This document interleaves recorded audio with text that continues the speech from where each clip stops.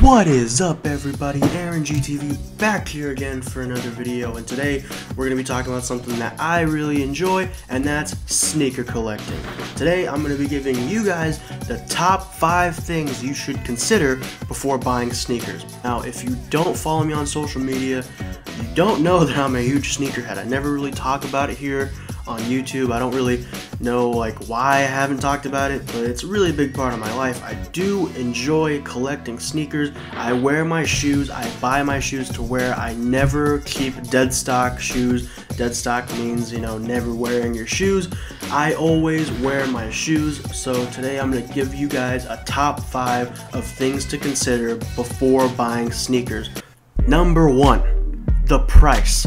Most sneaker prices will range anywhere from about $100 to maybe $300. You gotta find the right place and where you want to buy them from.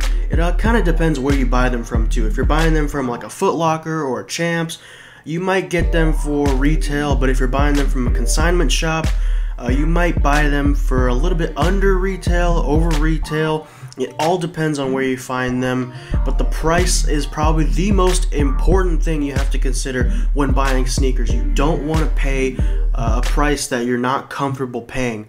You do not want to go in blind. I know I've done this a few times where you see a sneaker that you really want, but you don't know the price. So when you go up to the counter and you don't know the price, it's terrible. I'd like to buy these. Yeah, that'll be $300. What? That's the thing you don't want to do. You don't want to go in blind buying sneakers because the price can get out of hand. So that is a thing to consider. The price is definitely the most important thing to consider when you're buying sneakers. Number 2, beware of the reseller. Now, the only thing I have to say about the reseller and why you should beware of him is if you're already a sneakerhead, you kind of already know about resellers. You've probably experienced or had some kind of, you've crossed paths with resellers. I think if you're gonna buy a sneaker and if you can't get it from a store like Foot Locker or Champs or anywhere like that, you can't find it online, it's sold out, you can only find it on eBay, you can find it in a consignment shop, you have to do your research. And I know from looking online, the best way to find out if it's legit or not on eBay is look through their recent transactions. If they have a good transaction record, then you know that you can buy from them. You don't want to buy a pair of shoes online and it's for a really good price, and then you end up getting the wrong pair of shoes, you get a beat up pair of shoes, you get the wrong size, you don't even get the shoes at all, because if you send the payment first, they might not send you anything. You have to be aware, you have to do your research if you're going to buy from a reseller, because sometimes it can get sketchy and way out of hand. Number 3, your location. I can't tell you how many times I've seen people wear Timberlands all over California, and I realize that Timberlands are good to wear as a fashion shoe. It's not really something that you would wear all the time, but sometimes people wear them. I've seen kids wearing them around at school. I don't think that if you live in California or if you live somewhere where it's sunny all the time, wearing Timberlands is more like an East Coast or where it's like snowy and rainy all the time, because that's a shoe where you need to be able to walk through stuff in, not walk on the ground. You need to be able to walk through snow or walk through rain, mud, work, whatever. That is the shoe that is made for work. It's not made for, just having and, lounging around in it. I just think location and where you are and where you live, it all kind of depends. So that's why, in my own personal collection, I don't own like a lot of boots or I own a pair of Timberlands or anything like that. It's because I live in California and it's sunny all the time. There's really no need for it. We can get away with a lot of that.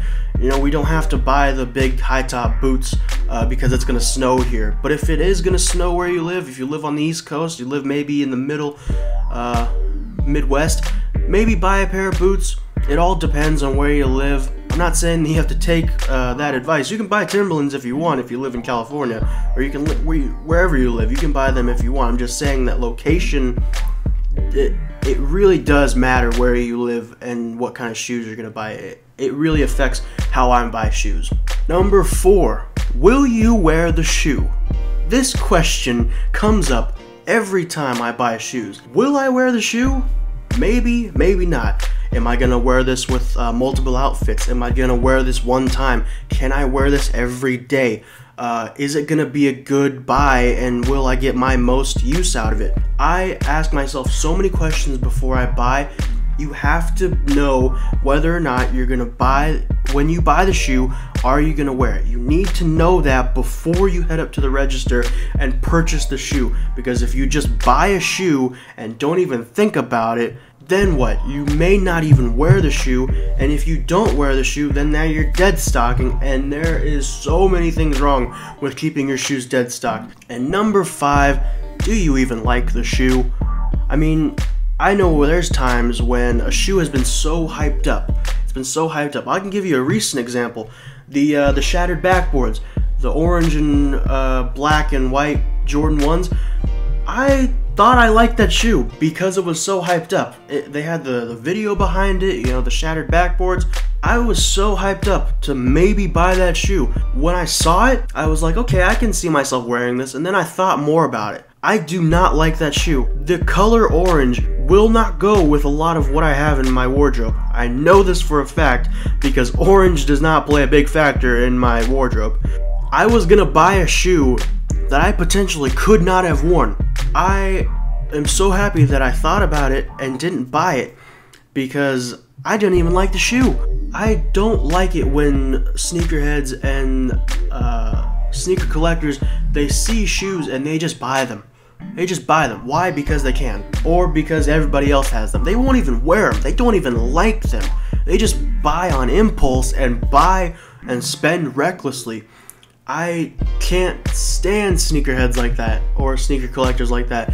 It bothers me so much because why are you even buying it? You know, there's probably someone out there that likes it. I'm sure a lot of people did like the shattered backboards because a lot of people bought them and they sold out. But me personally didn't like it. And if I were to be one of those people that bought like 10 pairs of them, that's 10 pairs of shoes that people who actually liked it wouldn't be able to buy because someone like me who doesn't even like the shoe just bought it just to have it. And I'm not like that, and I never want to be like that. If I'm going to buy a shoe, I make sure that I like it and that I'm going to wear it. So guys, that was my top 5 things to consider before buying shoes.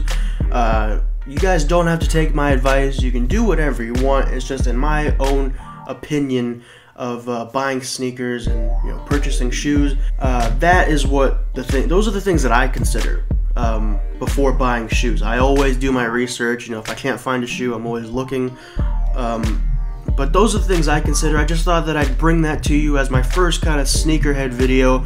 And who knows, maybe I'll do more of these. Maybe I'll do some sneaker reviews. I have some new shoes that I just bought that I could review for you guys and show you guys. I could even do a sneaker collection video. So if you'd like to see a sneaker collection video, hit that like button down below. Leave a comment. Also, check out nerdchronicle.com for podcasts and other YouTube channels.